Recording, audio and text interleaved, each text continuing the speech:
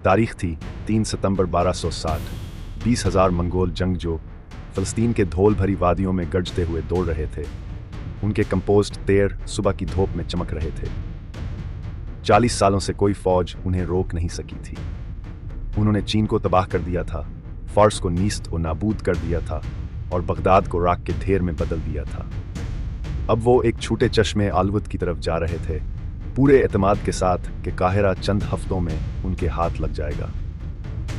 लेकिन पहाड़ियों में छुपे ममलूक कमांडर बबर्स ने सर्द दिमागी से उनके करीब आते लश्कर को देखा। वो कुछ जानता था जो मंगोल नहीं जानते थे। आज दुनिया की सबसे खौफनाक फौज एक ऐसे जहरीले जाल में कदम रखने वाली थी जो कुरून वसता की जंगों में सबसे तबाहकुन था। ये समझने के लिए कि क्यों ये जगह मंगोलों की नाकाबिल शिकस्त शहरत का कब्रिस्तान बन गई, आपको ये जानना होगा कि ये दोनों फौजी निज़ाम इतने महलक कैसे बने। मंगोल जंगी मशीन दहशत के साथ मुकम्मल कारकर्दगी थी। हर जंगजू घुड़सवार होकर पूरे जोर से दौड़ते हुए 1 मिनट में 20 तीर चला सकता था और अपनी सफ़बंदी बरकरार रखता था। इनका अशारी निज़ाम फ़ौजों को 10, 100, 1000 के यूनिट्स में मंजम करता था। बातचीत इतनी दकीक कि कोई कमांडर 10,000 के जंग के मैदान में 50 मीटर के फासले पर झंडियाँ, बेगल और घुड़सवारी पैगाम रसां के जरिए कार्रवाइयाँ आसानी से हम आहंग कर सकता था। मगर जो चीज़ इन्हें वाकई रोकना नामुमकिन बनाती थी वो थी नफसियाती जंग। जब मंगोल जासूस आपके अफ्क पर नजर आते तो पूरे शहर बगैर लड़े हथियार डाल देते थे। क्यों? क्योंकि सब कहानियां जानते थे, मंगोलों की मज़ाहमत करोगे तो वो तुम्हारी दीवारों के अंदर मौजूद हर जीते जागते को कत्ल कर देंगे। फौरन साथ दे दो तो शायद तुम बच जाओ। ये निज़ाम कोरिया से लेकर हंगरी तक सब कुछ फतह कर चुका था। 1258 में उन्होंने अपनी ताकत का मुजाहरा बगदाद को तबाह करके किया, जो इस्लामी दुनिया का ज़ीवर था। हलाको खान की फौज ने खलीफा को कालीनों में लपेटकर घोड़ों के जरिए रोंद दिया था। पैगाम वाज़ेह था, कोई भी मंगोल ताकत के सामने नहीं टक सकता। ममलूक कुछ बिल्कुल मुख्तलिफ थे। ये भर्ती शुदा किसान या जागीरदार नाइट नहीं थे जो ज़मीन और इज़्ज़त के लिए लड़ रहे हों। ये जंगजू ग़ुलाम थे, कफ़काज़ के पहाड़ों से बचपन से ख़रीदे गए थे। फिर उन्हें कुरून वसता की दुनिया के सबसे सख्त फ़ौजी तरबीती प्रोग्राम में डाला गया। 7 साल की उम्र से ममलूक की तरबियत सिर्फ एक चीज़ के लिए थी, घुड़सवार जंग। ना खेती बाड़ी, ना हिनर, ना सियासत, बस जंग। वो तीर अंदाजी की मशक करते, यहाँ तक कि दौड़ते हुए तीर को दरमियान में काट देते। तलवारों की तरबियत ऐसी होती कि तलवार चलाना इनका फितरी अमल बन जाता। सबसे अहम बात, वो घुड़सवारों के हम आहंग हमलों में महारत हासिल करते जो पैदल फौज की सफ़ों को शीशे की तरह तोड़ देते। यही बात दिलचस्प हो जाती है, जहाँ मंगोलों की ताकत उनकी मुवाफ़क़त और वसीअ फ़ासले तेज़ी से तय करने की सलाहियत से आती थी, ममलूकों की ताकत मखसूस महारत पर मरकूज़ थी। मंगोल जंगजू एक बेहतरीन जनरल होता था जो किसी भी जगह किसी भी हालात में लड़ सकता था। ममलूक एक ऐसा नफीस हथियार थे जो एक ख़ास मकसद के लिए बनाया गया था, यानी दुश्मन की सवारियों को करीबी लड़ाई में तबाह करना। 1260 में इस्लामी दुनिया की स्ट्रेटजिक सूरत हाल और ज़्यादा नागफ्ता बहना हो सकती थी। हलाको खान का नायब कुतुब का पेशकदमी करने वाली फ़ौज की क़यादत कर रहा था जो मस्र की तरफ बढ़ रही थी। ममलूक सल्तनत को ख़त्म करना और मशरक़ वसता पर मुकम्मल मंगोल तसल्लुत कायम करना। सुल्तान क़ुद्स जानता था कि सूरत हाल सख्त है। मंगोलों ने कभी भी कोई बड़ी जंग नहीं हारी थी। उनकी फ़ौज की तादाद ज़्यादा थी, लॉजिस्टिक्स बेहतर थे और 40 साल का नफसियाती दबाव भी था।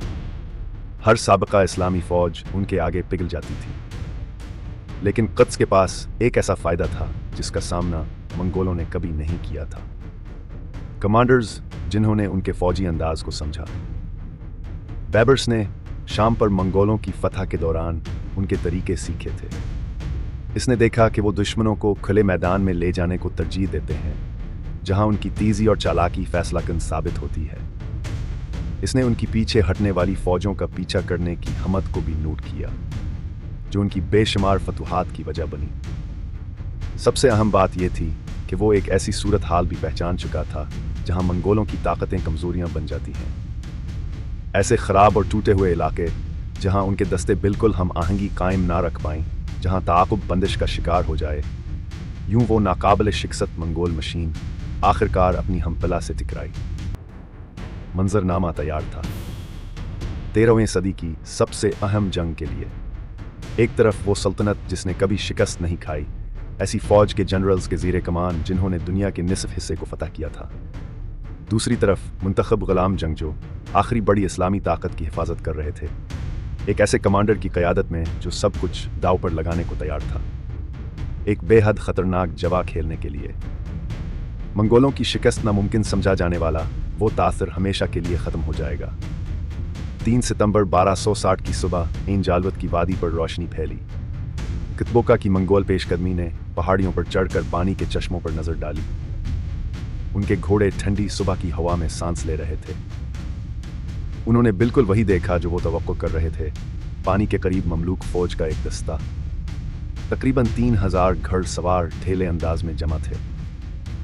कितबोका ने मुस्कुराकर सोचा, ये लड़ाई दोपहर तक ख़त्म हो जाएगी। मंगोल अपनी रवायती जंगी सफ़बंदी के साथ वादी में उतरे। भारी घड़सवार मरकज़ में हल्के तीरंदाज दोनों तरफ, और इजाफी फ़ौजें ऐसी जगह रखी गई थीं कि किसी भी कामयाबी का फ़ायदा उठाया जा सके। ये वही तरतीब थी जिसने बीजिंग से लेकर बुडापेस्ट तक की फ़ौजों को शिकस्त दी थी। जब फासले ने इतना कम होना शुरू किया कि तीर चलाने की हद में आए, तो कुछ गैर मुतवक्को हुआ। ममलूक कमांडर ने अपना झंडा बुलंद किया और घोड़े को मोड़ दिया। पूरी ममलूक फौज चश्मों से पीछे हटने लगी, ना घबराहट में बल्कि एक मंजम पसपाई की सूरत में। बेबर्स ने अपनी जिंदगी का सबसे बड़ा मुजाहरा शुरू कर दिया था। यही वो लम्हा था जिसने सब कुछ बदल दिया। नफसियाती तौर पर ज़बरदस्त मंगोलों की हुकमत अमली ये थी कि पीछे हटते हुए दुश्मनों का पीछा किया जाए। हर मंगोल अफसर को यह सिखाया जाता था कि भागते हुए फौजी कमज़ोर होते हैं।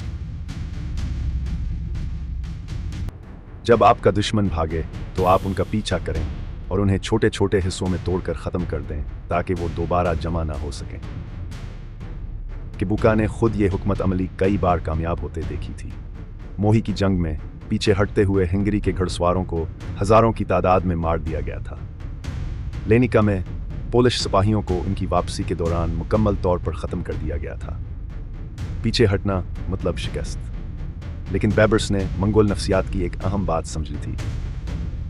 उनका एतमाद ताक़ब में इसलिए था क्योंकि वो ऐसे दुश्मनों से लड़ते थे जो वाकई खौफजदा होकर भाग रहे होते थे। टूटे हुए दस्ते, बिखरे हुए यूनिट, जिंदगी बचाने के लिए भागते हुए फौजी। जो कुछ कितबोका देख रहा था वो मुख्तलिफ नज़र आ रहा था, मगर इतना नहीं कि शक पैदा हो। ममलूकों की वापसी बिल्कुल सही रफ्तार से हो रही थी, इतनी तेज़ कि खौफ जाहिर हो, इतनी आस्था के वसूसा दिलाए। बेबर्स ने अपनी सफ़बंदी बरकरार रखी, मगर थोड़ी ढेली। ऐसा लग रहा था जैसे फ़ौज दबाव में पीछे हटते हुए नज़्म व ज़ब्त कायम रखने की कोशिश कर रही हो। ताक़ब शुरू हो गया। मंगोल हल्के सिपाही आगे बढ़े, पीछे हटते हुए ममलूकों पर तीर बरसाए।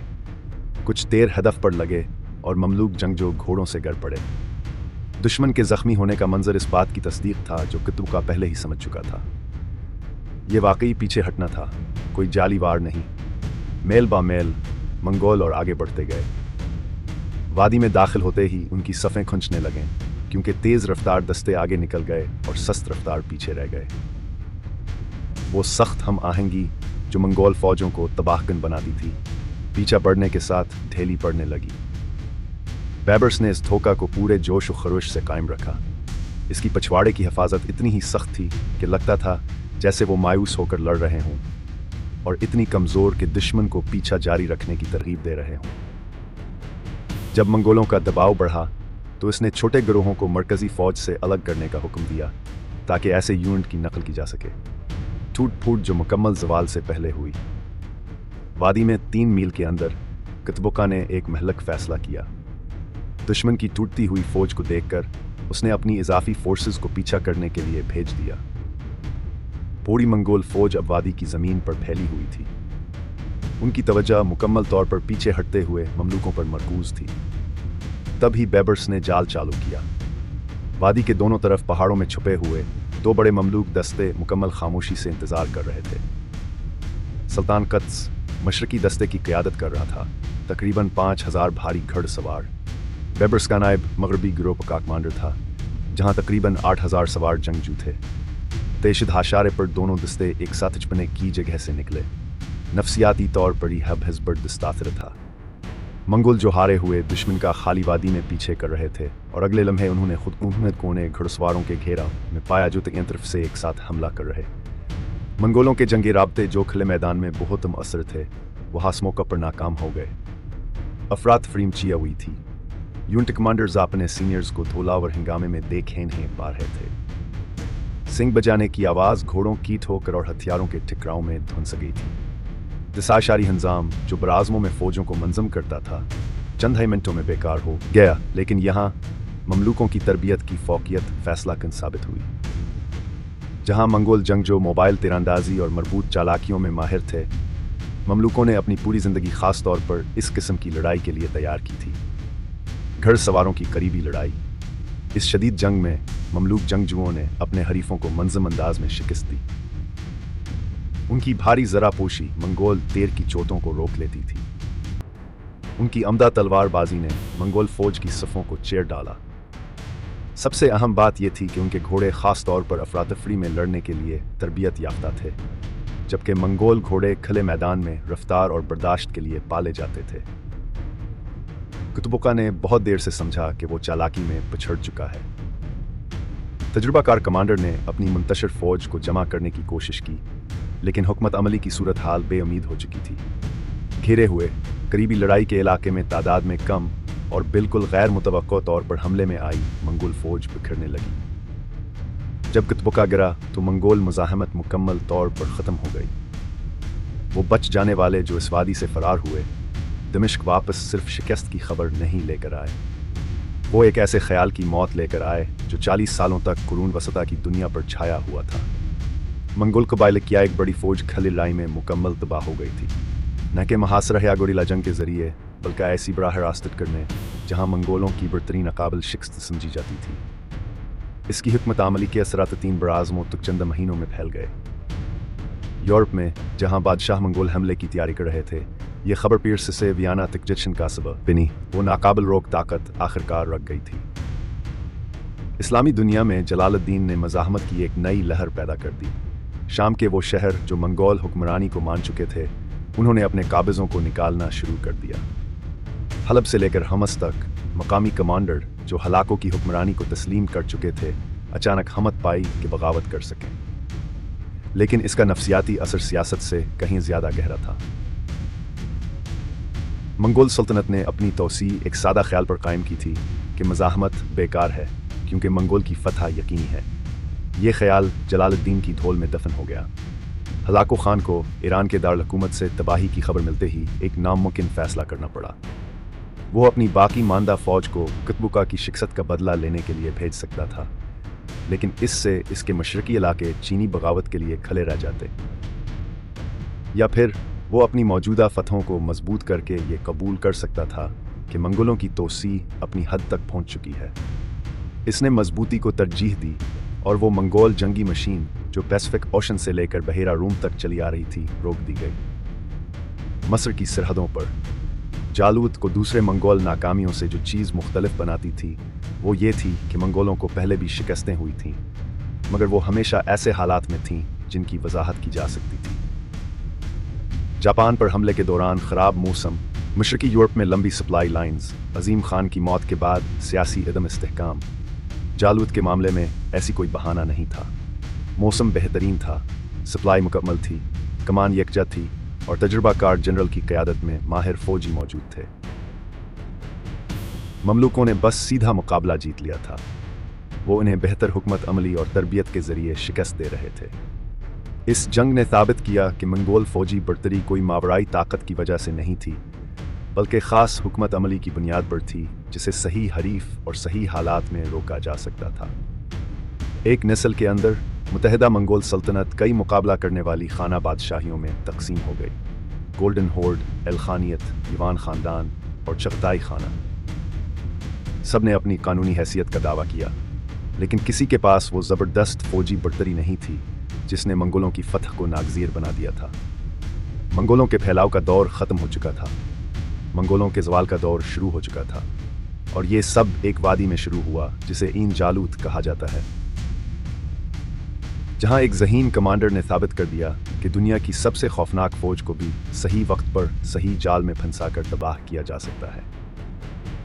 मज़ीद ऐसी जंगों के लिए सब्सक्राइब करें जहां ज़हीन हुकूमत अमली ने तारीख का रुख बदला।